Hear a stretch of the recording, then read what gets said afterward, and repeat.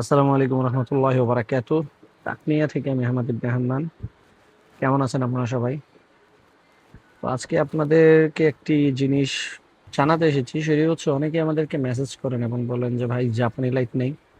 Actually কিন্তু এই লাইটগুলো জাপানি হয় না, ঠিক আছে, এগুলো চায়না লাইটই হয়। যারা চায়না থেকে প্রোডাক্ট আনে, তো তারা এখানে একটু বুদ্ধি খাটায়। সেটা হচ্ছে তারা ওই কোম্পানিকে বলে দেয় যে এখানে মেড ইন জাপান লিখে দিতে।